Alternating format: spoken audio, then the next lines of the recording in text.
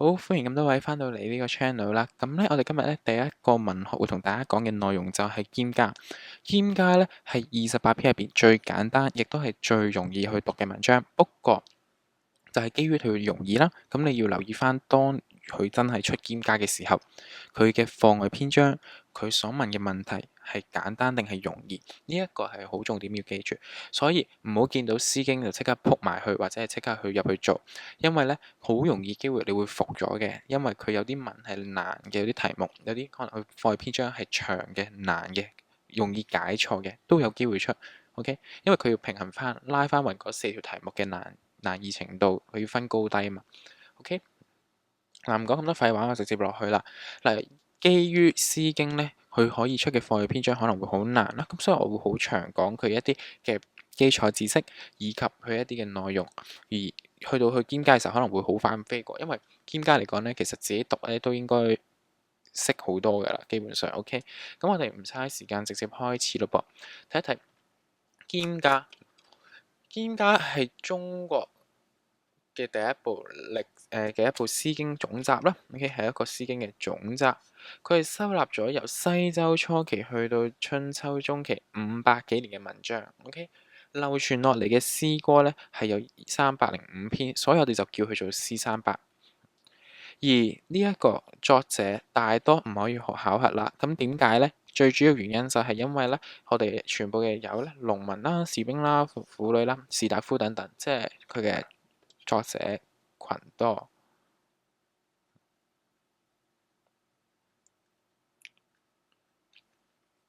當作者群多嘅時候，咁就令到咧啲乜嘢呢？就係令到佢嘅內容咧會變得豐富啦。OK，嗱，點解會豐富呢？好簡單，你一個人寫100篇，同埋100人寫100篇呢，係嚟講係可以好唔同噶嘛。你其實講真嗰句，一個人咧寫文咧，其實佢有一套嘅套路，而佢一套套路用100次，同埋100個人每個人嘅套路用1次嘅時候，你就見到佢嘅內容係多，所以亦都見到唔同人嘅風格亦都會多變啦。明唔明？就係咁解，因為佢作者好多，所以佢內容多。佢內容多嘅時候，亦即係話佢風格亦都會多。咁喺呢一層入邊咧，我哋可以用嚟咧對比楚辭，即係下一篇文章啦。點解可以對比楚辭啊？因為楚辭作者係單一，所以佢風格單一，佢內容亦都單一，明唔明白？咁詳細我會喺楚辭嗰度再同大家講。咁翻嚟詩經啦，OK，翻嚟詩經。嗱，詩經嚟講咧，主要成書咧，其實有兩種講法啦。第一種就係用采詩，第二種就係用獻詩呢兩種嘅方法。咁我哋睇睇啦。嗱，喺采詩咧，啲人嘅一個論點論據係啲乜嘢咧？佢就係話啦，《禮記》入邊就記載到啦，天子5年一巡狩，命太師陳詩以觀民風。OK，就係命一啲人啦，OK，去陳詩以觀民風。OK，觀民風用嘅。第二，《漢書藝文志》入邊提到啦，古有采詩之觀，所以可以觀風俗、知得失、自考證。原來咧，天子點解要去揾啲刮呢啲詩翻嚟咧？就係因為佢要睇下而家嘅風俗係啲乜嘢，然後再知道自己有咩得失，最後咧就可以考證翻自己有冇啲乜嘢嘅做得啱、做得錯嘅地方。然後又講到《漢書》亦都提到，OK，《漢書》都提到。呢度采詩，OK，采詩，所以咧佢就可以知天下，明唔明白？可以知天下啦。咁我哋重點歸納到出嚟嘅就係下邊啦。采詩官去到唔同嘅地方搜集民間流行嘅民歌，經篩選之後咧就會配樂咧呈俾天子啦。咁亦都以此去掌握民情。OK，係啦，呢一篇嘅筆記咧，你可以喺YouTube 嗰條片嘅下邊啦，嗰個更多資訊欄嗰度咧，應該嗰陣時候應該會開放咗一條 share link 出嚟，咁你就可以去下載翻呢個嘅筆記啦。嗱，但我唔保證每一篇都有，因為做一篇筆記其實都幾嘥時間嘅。OK，好。嗱，咁了解完采詩之後啦，咁去到近代歷史入邊咧，亦都有人咧係反駁呢個論點，咁我哋可以睇一睇去反駁啦。OK，呢個係近代嘅人反駁。OK，近代。一啲學家吹述咧喺佢呢本嘢入邊咧，咁就提到一樣嘢啦，就係話舊説，即係話以前就係有一種講法，就係話周太史掌採列國之風啦。OK，咁有12個國風啦，咁就全部都係佢巡行嘅時候咧去採摘嘅咁樣。咁但係我就話啦，余安就係我就話啦，其實黑商以來啦，以後咁夏帝陳寧有500年啦，OK，有500年咁長嘅時間，點解？頭先我都講到話嗰個係西周初去到春秋中啊嘛，咁成日見，但係點解喺500年入邊，淨係前邊300年採摘咁少，而後邊嗰200年又採摘咁多呢？咁樣，OK，呢個係第一個嘅論點反駁。第二個論點反駁就係諸侯嘅列國有成千幾800個，咁點解淨係攞幾個國家呢？咁樣，咁而唔去攞其他呢？咁樣，咁呢個係第二個論點咯。OK，去到最後一個論點啦。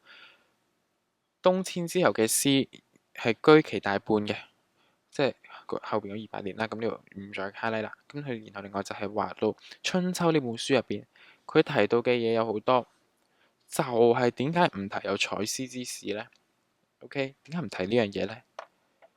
咁所以呢，就呢，佢用呢3個論點去做一個反駁，認為呢唔係採絲，喺歷史上係冇採絲嘅。OK，而係啲人去咩啊？去獻絲，明唔明？去獻絲。咁獻絲嘅班人呢，有啲乜嘢嘅論點論據，我哋就睇一睇啦。嗱，喺國語入邊就提到咯噃。故天子聽政，使公卿至於烈士獻絲。OK，獻絲。另外亦都提到呢、這個在列者獻絲啦。OK，在列者獻絲，明唔明白？佢用呢本書去講到啦，咁就係講到歸納咗之後呢，咁提到啲乜嘢呢？就係西周時期啦，公侯諸卿係可以自行獻絲，或者民間搜集咗翻嚟嘅詩歌，目的其實就係為咗向周天子咧去進行奉詭或者讚頌。呢啲詩咧可以見於國風啦、小雅同大雅。OK，咁呢一個呢，就係我哋話呢點解啲人會認為係獻絲多過係採絲呢一樣嘢？咁亦都係 make sense 嘅，我覺得係即係如果你話係採絲。採絲同獻絲都其實都 make sense，因為始終年代已久，我哋無法考究啦。咁所以其實你答兩種呢，考試局都會俾分你嘅。如果佢問你呢類型嘅問題嘅時候，第一樣就係佢唔會刁難自己啦，係啦。咁所以就可以睇睇。好，咁之後啦，去到第三種呢種講法就係去到呢。孔子生絲，咁到底喺歷史上面孔子有冇生過絲呢？咁樣咁啲人咧眾說紛紜，咁我哋亦都兩邊都睇晒嘅。咁第一樣嘢，司馬遷喺史記入邊咧就提到啦，古者絲3000餘首，及至孔子去其中取可施於禮儀。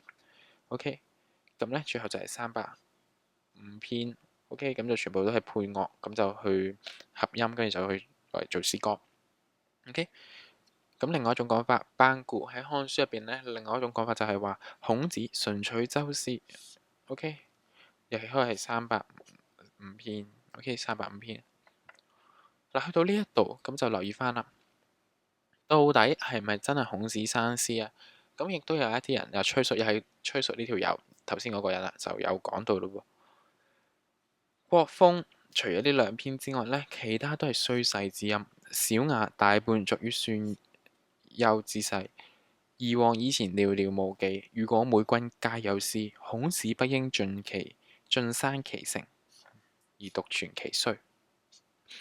有600年之風雅，豈無一二可取？孔子何為而盡刪之乎？其實當孔子之時，已止此數，非孔子生絲。OK，咁即係話咩啊？即係話嗱，佢嘅論據就係話俾你聽，喂，大佬啊，你寫篇即係你成書，你咪又全部寫衰嘢㗎，大佬，你點都留翻啲好嘢啊？點解全部都係衰先？另外一種講法就係，喂，所以呢，點解佢冇理由咁長時間500幾年咁多嘢，佢冇理由淨係攞後邊嗰200幾年嘅喎。咁唔通真係前面真係冇嘢叻咩？冇嘢好咩咁樣？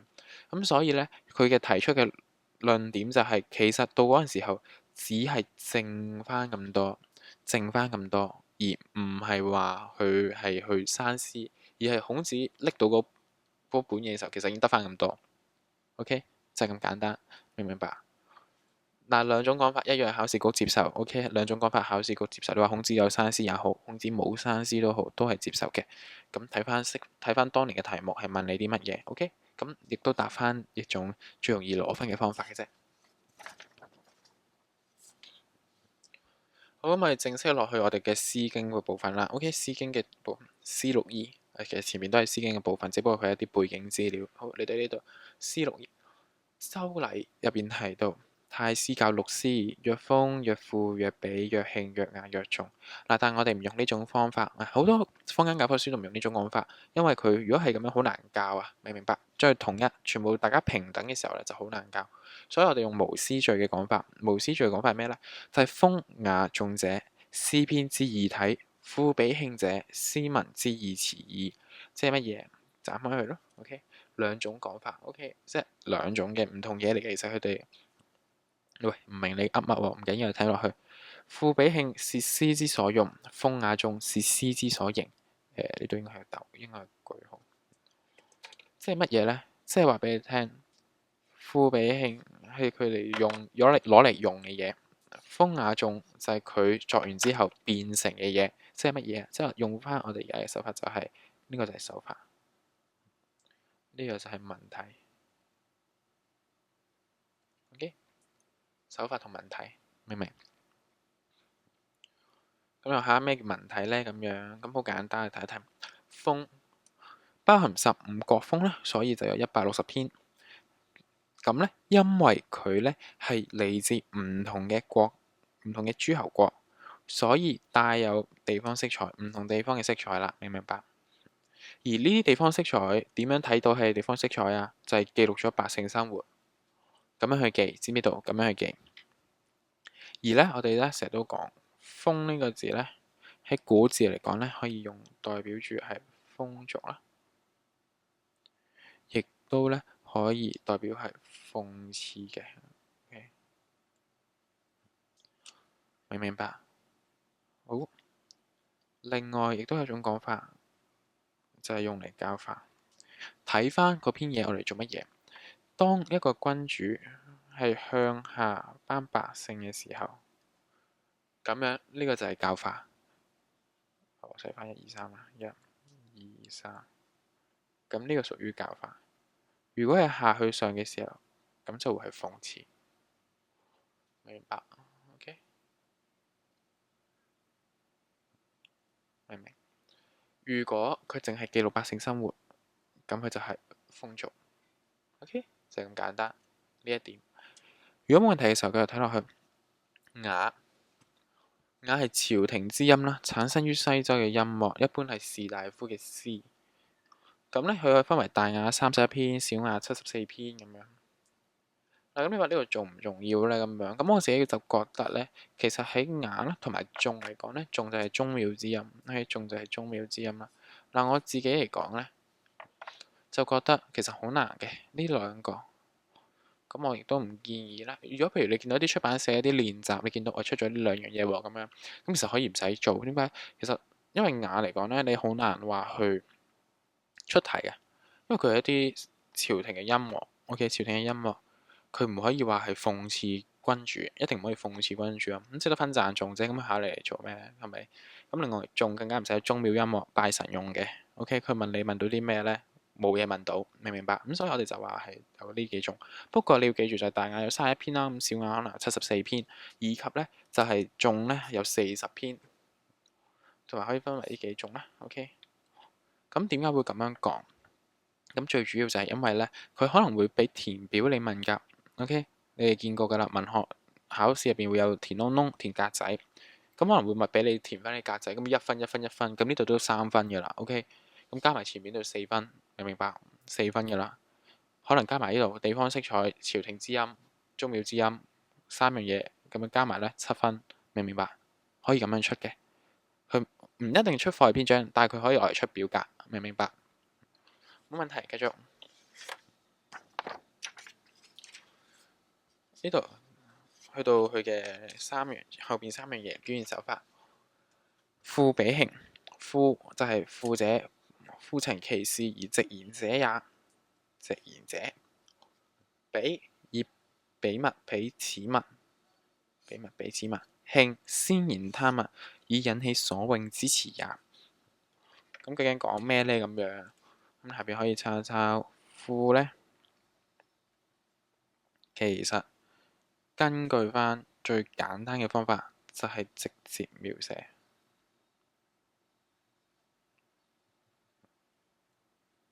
直接描寫。比就係比喻，而最後興其實就係先借他物，先借他物，畫眼前之景。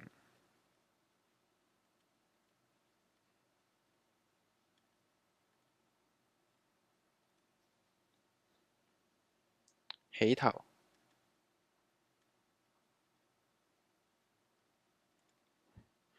再引出所歌詠之事。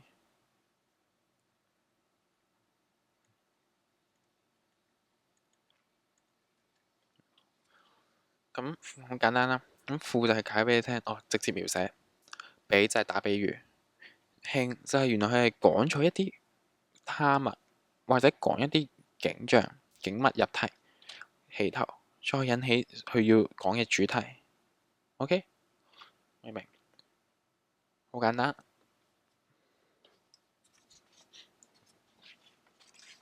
嗱，咁喺詩歌入邊呢，咁我哋可以睇到其實因為我哋講話有好多國風啦，咁其實咧有嚟自世界各地唔同地方嘅一啲文體，咁我哋可以睇到啦。咁當中呢，詩歌嘅用途可以有好多嘅喎，咁可以譬如又話社交啦，譬如我哋有宴樂娛賓就係雅啦，咁但係我哋咧話我哋話考試歌嚟講好少會出，咁所以唔睇。咁就諷刺勸諫咧，呢一類型咧係國風。咁呢類係最多嘅，OK，DSE 入邊係最多。咁祭祀都係啦，祭祀就係頌啦。咁但係頌就話咗 DSE 入邊咧就唔常見嘅，OK，明唔明白？咁我哋睇一睇賀新婚。咁呢個我哋話係社交，咁我哋可以睇睇啦，因為我哋係未知佢到底出唔出嘅。好，周南桃夭，桃之夭夭，灼灼其華。華其實咧，大家都知道內心入邊係通過花字。明唔明白？花字呢啲要死記㗎啦，冇得話唔記。於子於之子於歸，之子就係解那人於歸出嫁。宜其室家，宜其家室啦。OK，桃之夭夭有，唔識點算呢？唔好睇住，你睇下睇睇呢隻字。OK，睇睇呢隻字，我放到最大啦已經。睇呢隻字，佢有草花頭。OK，有草花頭，所以佢係一種植物。OK，有一種植物。有嘟其實配個字俾佢，果實啦。植物可以配隻咩字啫？果實咯，一樣啦，後面冇變。最後桃之夭夭，其葉華華，唔係華華啦，讀係嘟嘟啦。OK，俾個嘟嘟。唔識唔緊要，前面咩葉係咩啊？竹花頭，竹花頭，所以都可以同上面相唔相似？相似。咁所以我哋就可以咁樣去推斷翻一啲文體。OK。不過多數咧，如果考試局俾呢啲你嘅時候咧，佢一定俾注釋你嘅，所以你可以放心。我而家係教你，如果冇注釋，咁應該點樣做？咁所以呢一篇其實就係講緊一啲賀新婚嘅一啲文章，OK，一啲文體。之後下邊一個宴客，OK，宴客。得不過我就話咗啦，佢係一個屬於一個小雅。OK，咁所以我哋唔睇。不過你可以自己睇睇篇文章啦。咁最主要就係講話你唔好走啊，你留喺度啦嗰啲意思嘅啫。好，最後呢一篇，呢一篇應該係所有文學書都常用到嘅。OK，常用到碩樹啦。OK，咁睇到魏風即係國風用用啦。OK，諷刺統治者。OK，石鼠石鼠無食我書，三歲貫女莫我肯顧。個三字咧，其實就係解個幾字，OK，解個幾字。細將去魚，OK，去魚。識皮駱駝，誒唔識得我所居所，我嘅居所咁樣。OK，石鼠石鼠無食我麥嚇咩嚟㗎？OK，睇翻上面呢兩個字，唔好食我啲咩呢？咁樣唔好食我啲咩啊？食我啲糧食。咁所以呢一篇其實就係講話，在上位者呢，就收晒啲糧食，但係佢冇俾翻應有嘅照顧佢哋。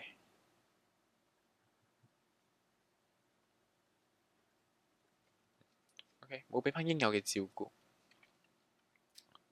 OK，我幾多年咁樣啦，莫肯得。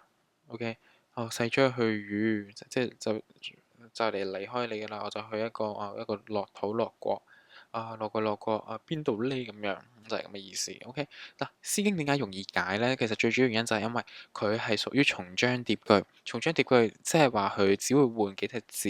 咁其實佢換幾隻字個意思不變嘅時候呢，咁其實你好容易推論翻，譬如土啦、國啦、交。鼠唔識，麥識啦啩，苗識啦啩，OK，咁所以我哋可以推論翻，原來佢哋三樣係同一樣嘢，麥苗，咁即係糧食咯，呢啲食物或者呢啲植物，OK，咁就推論翻出嚟有個問題，咁呢一個就係可能啲常見嘅一啲內容啦。嗱，去到一啲題外話啦，我最中意講題外話嘅，就係經過咗秦火之亂之後呢，咁《詩經》咧喺漢朝亦都再次流行起嚟，各家各說並興。嗰陣時有魯詩、齊詩、韓詩啦，但全部都失傳晒，唔見晒啦。打仗嘅時候，咁亦都有毛亨所著嘅《詩經》，亦喺漢朝流行，亦都多為學者所採用。呢個版本一直流傳至今，所謂毛詩。之後亦都有呢個漢代亦都有其他啦，唐代亦都有其他人咧去做呢個毛詩。毛詩會喺每篇詩上面咧加上一個序啊，咁所以我哋就會叫佢做係毛詩序，得唔得？咁呢，去到宋代，宋代朱熹有一個叫《詩集傳》，咁亦都取到一個學術嘅突破，反而就詩論詩，唔用毛詩序，認為啲乜嘢呢？認為其實風喺詩入邊嘅，即係嗰啲國風。多出於罕理歌謠之作，所謂男女相與詠歌，各言其情也。OK，各言其情也。咁所以我哋可以見到，其實呢一度呢，我哋係畫咗條大線俾佢嘅，明唔明白？畫咗條大線俾佢，明唔明？亦都因為咁樣，有唔同嘅版本不一。OK，版本不一，咁就導致咗啲乜嘢呢？咁就導致咗我哋可以由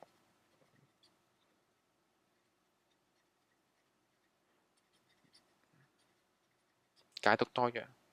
所以就點解考試局會有唔同嘅解讀方法都接受，就係因為咁樣，就係因為有唔同嘅解讀方法。